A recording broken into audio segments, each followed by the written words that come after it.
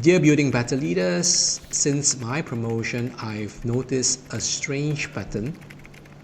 Instead of coming to me, my new team still goes directly to my former boss for approvals and updates. All of us used to report to this boss. Some days it feels like I'm just a messenger and not the actual decision maker. I think part of the issue is cultural. There's deep respect for hierarchy and seniority here, especially when someone's been around longer. Even though the org chart has changed, people's behavior towards authority have not. I've spoken to my former boss about this. She has tried to redirect things to me when the team looks for her, but it keeps happening. I want to assert my authority without sounding insecure or disrespectful. I suspect my former boss still enjoys the attention, but I could be very wrong. How do I step into this new role when all these dynamics is happening? Whoa, that's very hard. This is one of the hardest type of things to navigate. Yeah. What's your take on this? Okay, I have not worked in many countries, so the only thing which I'm familiar with, even though I worked for multinationals before, but it is still set in the Asian context to a certain extent. So, but this letter writer, the condition that this letter writer is in, seems to be a little bit more steeped in Asian or traditional cultures to a certain extent. Yeah. When you talk about hierarchy, and seniority is deeply rooted here in this case. But I would like to just start off to say that ultimately culture is just the context itself. Yes, in this case, I agree. right? It's just the context, and that doesn't sway away from actually what is needed for a business, right? So a business ultimately is to be able to produce something which will add value to the people or nation out there, and then in return we get some economic gains. But in the process, you are creating jobs for people as well, and then you're helping them to grow, and also these are all the hallmarks of wanting to start a business or run the business in this case, right? And not to be confused that right now, like, this culture thing itself is the thing, right? So, but I think it's just more of the context of it, the background of it, rather than it is the main thing. So that's my initial thought in this case. So it is important for then the letter writer to be able to differentiate, then to understand if that's the case, right? So ultimately, the reason why this person is being promoted, or why the company existed in the first place, is of course is still to be able to make some money, to be able to create products which add value in all these things, right? And not to forget that is first and foremost, that is the primary objective, that is the goal, the primary strategic objective, and it's not about the so-called culture per se. But when, from knowing that that is not the main thing in this case, then it's really not about ignoring it, it's to understand it's there, but to be able to learn how to navigate it while still achieving what the business is set out to do. That will be my initial thoughts. You would like to continue? Any thoughts to add on? I'm fully, aligned with you on that, because the moment if we say that it's a cultural thing, then there's nothing much we can do, right? And like you say, culture is only the context. It guides us on how to navigate the degrees of change or the speed of change, but it's never the reason for change. And in fact, there's a paradox here that if they do respect seniority or authority, then with the new title, the team should also respect it if it works. And therefore, clearly below that, there is this relationship thing that is going on. Right. So there might be not enough relationship with the team who are used to be their peers, or the relationship with the former boss seems to be too tight and too deep. Yeah. Okay. So Okay. I think that forms the dynamic. Yeah.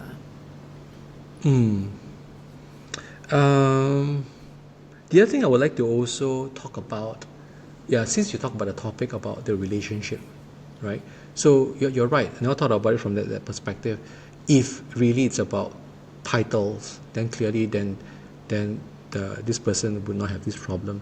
But I think it's a deeper thing, right? It's about there's an inner working of relationship, and I think if you were to pull the thread about relationship in this case, then I would like to be able to talk about trust in this case, right? Because trust is the foundation of all relationships. Yes.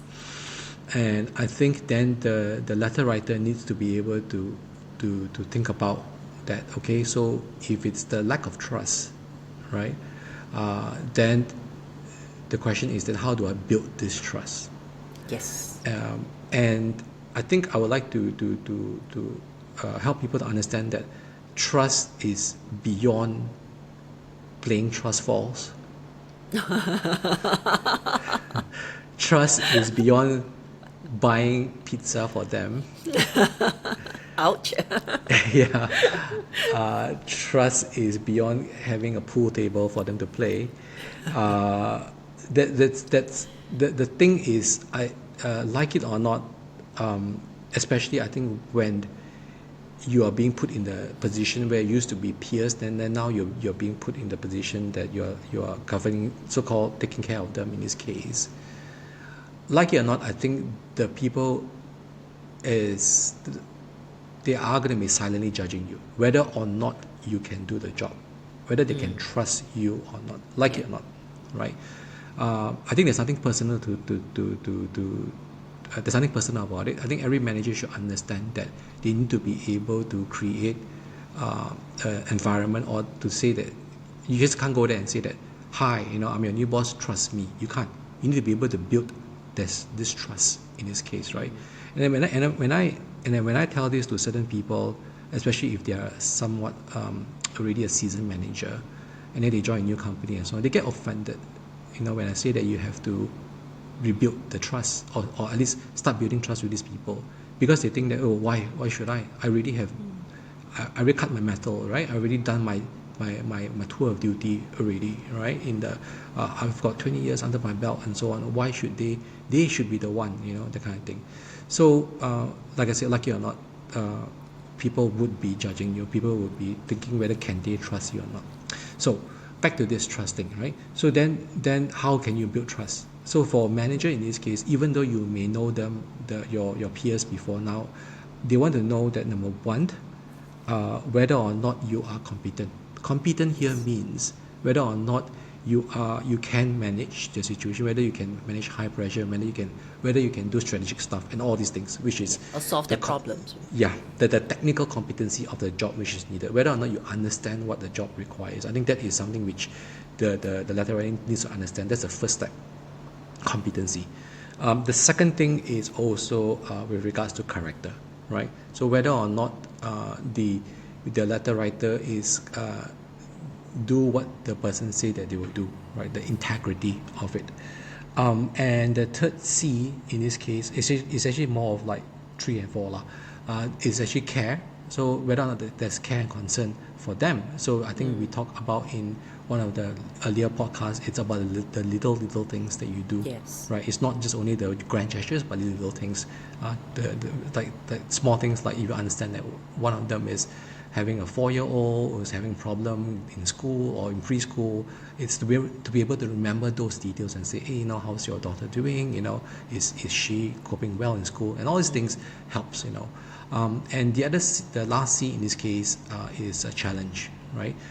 To be able to challenge them, not because you want to show that you're more powerful, but more of the very fact that you see a lot of potential in them, and hence you need to be able to sometimes stretch them to challenge them, for their growth, because it's actually for growth, not because you want to challenge for the sake of challenge. So all these 4 C's, right? Competency, character, care and concern, and challenge.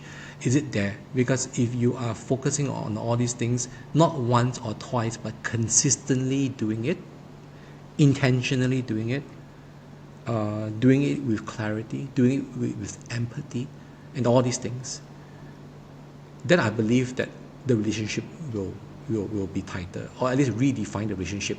No longer you're just the friend, but now they can look at you and respect you as the boss in this case, Yes. right?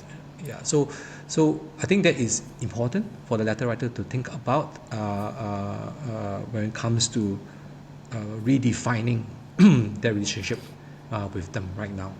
So any thoughts based on what I just said?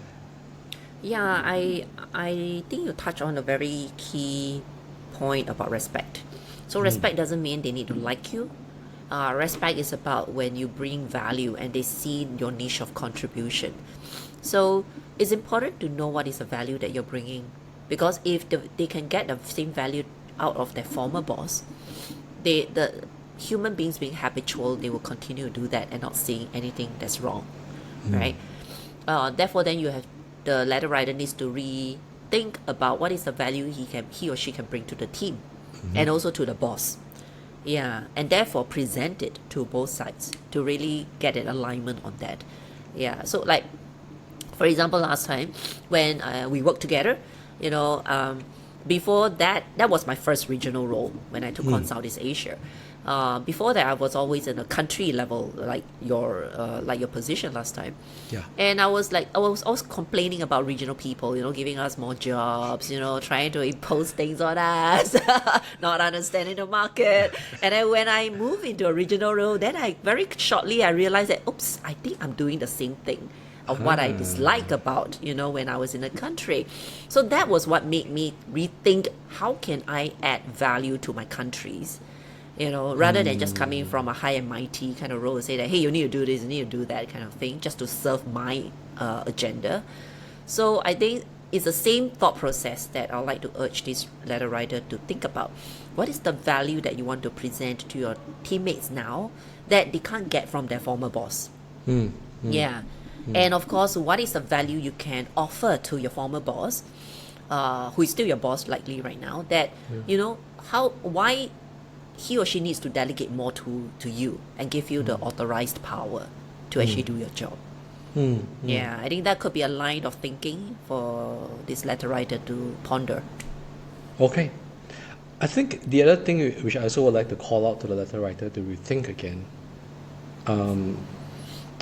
there's one part which the letter writer says, it's hard not to wonder, does my old boss, which is probably still the current boss, enjoys still being in the spotlight, right?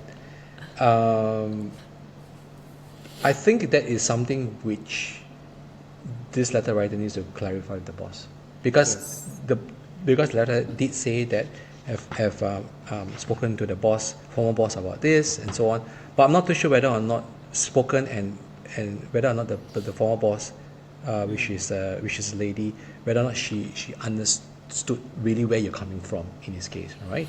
And not to make this kind of assumptions, because such ambiguity, or at least the kind of assumptions, will breed insecurity. I feel, in this case for the person, right? Because it's like you're telling a story to yourself which may not be necessarily true. Correct. And then you may go into the whole victim mode to say that, it's like, I already told her, but yet, she still wants to be able to, that kind of thing. So I think that's really important to not to get into that story that you tell yourself. If this continues to happen, I would advise the letter writer to say that, okay, hey, boss, we talked about this before, and it seems that that they still come to you and so on. I'm wondering if you're open to collaborate or figure out a way on how this will not happen.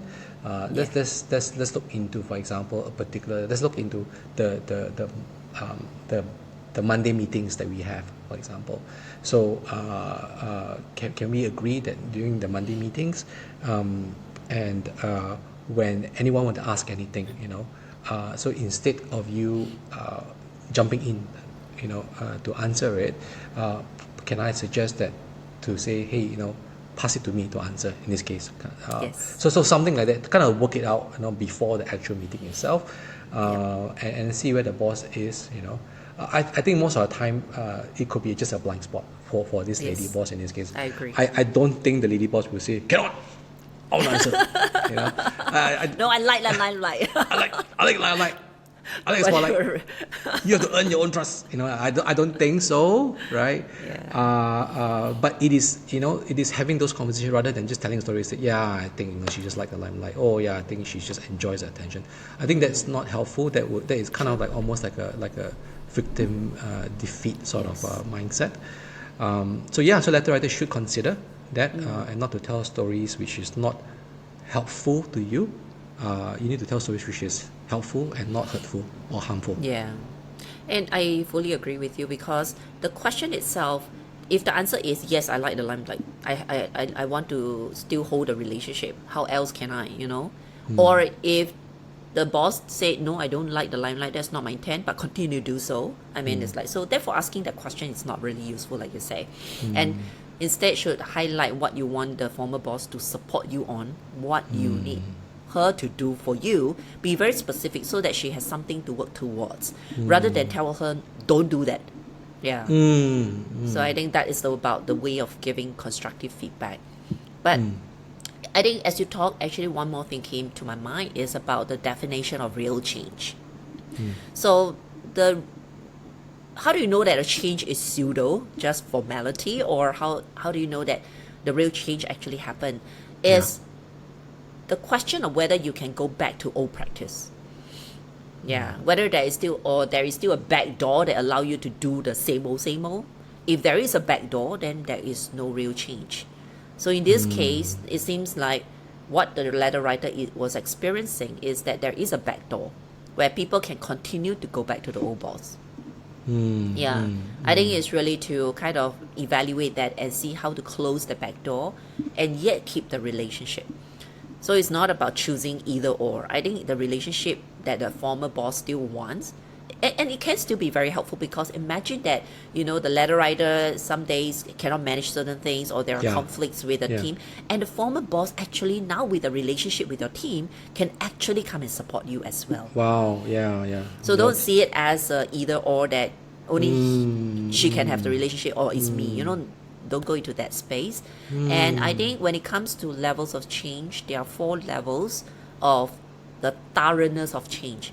Okay. The first is format, meaning that there's change of title, there's change of business titles or name cards and salary or whatever. These are formats, which is a formality part. But if there's only change of formats but there's no change of process, for example, let's say now the letter writer has to approve the leave, have to manage the resource, have to plan, certain things, there is a change of process. So like first approval goes to the letter writer. Now there's a change of process. So then people will also feel a deeper impact. Okay. The next level is actually structural. That means structurally, they really change in terms of decision making. So one thing that the letter writer can clarify with the former boss is that what decision can I now make? And you can delegate fully to me to make those decisions. What are the decisions that I still cannot make but I can influence you? You will still have the final say. I think having that clarity on the decision making will be very important. And the last one is actually stewardship. That means you sponsor or initiate change or, at certain levels. So if a change impact these 4 areas, the change will be very strong, very significant to the team members. But if the change is only formality, there's no change of process, everything is still approved by the former boss, then there is really no change. Right. Got it. So real change happens when the last 2, right, structural and stewardship comes in. Process, structural and stewardship, will let people know that now there is a real change. It's not just a campaigner, in other words. Got it. Okay. Shall we close this? Yes, I think there should be enough bullets. Let's start off with.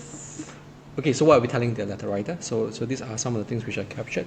These fill in if I've missed out anything. I think the first thing is to understand that that there is actually somewhat I wouldn't say say the word, kind of like there's inconsistency. If the letter writer says that it is authority, they'll look at authority, that's why that's how the company works. So if that's the case, then now this letter writer is the new boss. This person now has the authority and a title, but yet why this is still happening? Then I think there's the inconsistent. Maybe the letter writer needs to rethink again, that say, hey, actually maybe it is not just the authority. There's more than that, right? And then we talk about that. What is this more than that look like? So maybe it's about the relationship, right? So it is about the relationship that the current boss or all the can report to this boss we still have with the team in this case, right? Yeah. So I think that's really important to understand that. Okay, so then now this letter writer needs to be able to craft out for him or herself how can they so-called trust the letter writer, build a relationship. to build a relationship and to be able to take care of them, to be able to add value to them, and so on and so forth, right? So what kind of value you can bring? So then we talk about the different levels of trust, which you can go back and just listen to it, and ultimately when that happens, then you have a new respect from the team in this case, and it's also very important in order for you to set out yourself up to be this boss, this new manager in this case, where the rest of your former peers will follow you. It's also to be able to collaborate with your boss as well, right? To set it up. I think to start off with saying that that whether or not my boss enjoys the spotlight and so on is something which you need to rethink again. Maybe it's not.